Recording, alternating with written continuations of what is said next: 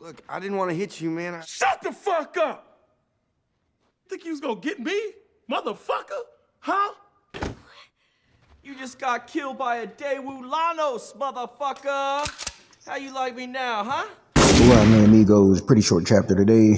The author speaks on Randy Couture. He started off wrestling in middle school. After graduating high school, he earned a spot on the wrestling team at Washington State University.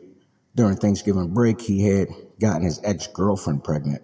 Asked if she would consider getting an abortion. She said no, and 6 weeks later, he married her and dropped out of college. Then he joined the Army, where he took his family and lived close to the base in West Germany.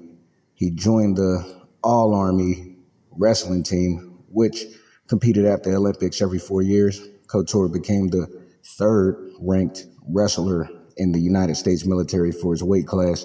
Once he was finished with the Army, he was recruited and given a scholarship at Oklahoma State University when he was just 25 years old. He won first place 2 times at the Pan American Games, and once he graduated college, he accepted a job as an assistant wrestling coach at Oregon State University. While Couture was exceeding rapidly with his athletic career, he wasn't a good husband, having cheated on his wife Sharon at the base in West Germany, having one-night stands in Europe, Sweden, and Bulgaria while traveling to collegiate competitions, and another affair with a woman who was an assistant coach for a women's volleyball team at Oregon State University. His wife Sharon caught him in the act with the women's volleyball coach in his office, half naked. So she soon filed for divorce and moved back to Seattle. One of the students had shown him a tape of the 8th UFC event where Couture recognized his former college teammate Don Fry. The prize money of the UFC tournament was double what he made in a year. Couture made an audition tape and sent it to the UFC in the mail, in which they turned him down initially, but they asked him to fill in for an injured fighter for the 13th UFC event, and he agreed. He took a 5-day crash course in jiu-jitsu and won the heavyweight tournament in Augusta, Georgia in 1997. SEG cut the tournament's prize money to only $20,000 at that event. After 2 more victories for Couture, he signed a deal to make $60,000 each fight. Couture and Dana had met in November 2000 when Dana called him to offer his manager services. Couture agreed to meet with him in person in Japan. Couture decided to instead sign a deal with Jeremy Lappin and Peter Levin. Couture's manager, Jeremy Lappin, was also a movie producer who would help him get acting gigs on the side. And a man named Doug Crosby, who was a UFC judge, helped Couture get a small part on the HBO series Oz.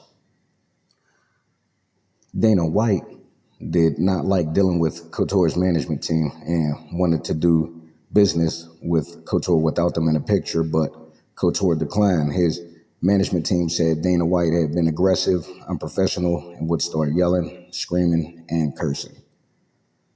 Couture's managers told him to not sign the contract because it demanded Couture's image rights for merchandising and licensing with no additional compensation or any end date expiration. Also, the UFC would have had the option to release Couture after one single loss. Couture quit his job as an assistant wrestling coach and focused on cage fighting to fund his Olympic career.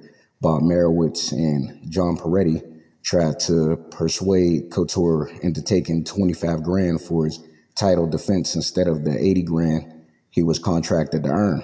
So those guys were really trying to fuck him over. At 36 years old, Couture lost a match that would have earned him a spot on the team for the Sydney Olympic wrestling trials, and it devastated him. The guy who beat him was only 21 years old. Couture literally had 15 years of continuous experience on this guy. It's not like Couture was just working out and lifting weights. He had been wrestling since middle school with technique, learning, practicing. He was a professional wrestler, so the guy, Garrett Lowney, he was like a freak of fucking nature. And I watched some of Couture's videos of his Olympic wrestling matches, and he had some stamina.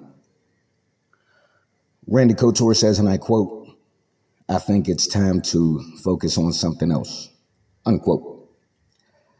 So he started training for another mixed martial arts competition. He agreed to compete in a new Japanese promotion called Rings, where he earned 100 grand each fight for 2 fights, bringing in a total of 200 grand within 6 months. When he returned back to Oregon in the United States, John Peretti, SEG's fighting and recruiting matchmaker, called Couture asking if he would be willing to take a fight to defend his heavyweight title. Personally, I would have told him to kiss my ass because he just got done making 200 grand for only 2 fights in 6 months, while the UFC was trying to make him agree to accepting 25 grand for a title fight when he was contracted to get 80 grand for the title fight. But Peretti basically tried to sweet talk Couture, telling him that big changes were going to be taking place at the UFC and it wouldn't be how it was before. So Couture said he would be willing to fight for 85 grand. Peretti agreed. 1 month later, Couture beat Kevin Randleman at the 28th UFC event. And Kevin Randleman looks like a fucking truck. He's only 5'10", but black dude, he's big as fuck. And Couture's next fight booked as a main event of the 31st UFC event at the Trump Taj Mahal in Atlantic City, New Jersey on May 4th, 2001.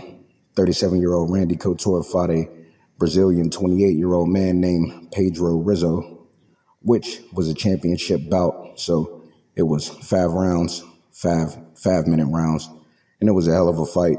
Both of those guys are fucking dogs, and they pretty much beat the shit out of each other. They were so tired by the 3rd round, you were hoping it was over.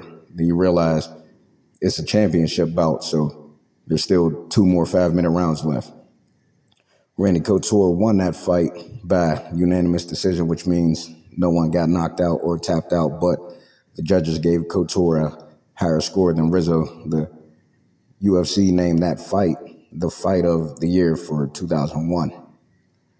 The author, Michael Thompson, finishes the chapter off with mentioning Couture's championship heavyweight fight in the 34th UFC event, having a rematch with Pedro Rizzo, where Couture would have to maintain his title, which Couture won again, and even his biological father came out to see that fight live.